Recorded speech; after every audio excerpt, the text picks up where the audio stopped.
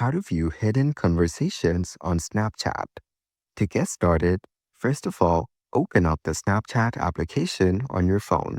You will then be taken to the camera screen on Snapchat.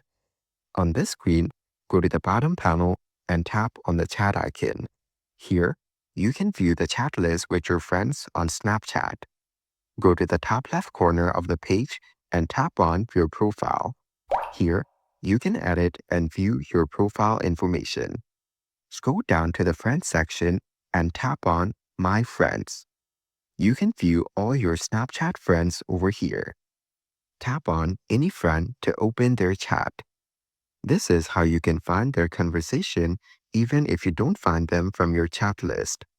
Following these steps, you can easily view hidden conversations on Snapchat. Thank you for watching. Please leave a like if this tutorial helped you, or leave a comment below if you have any questions related to the video.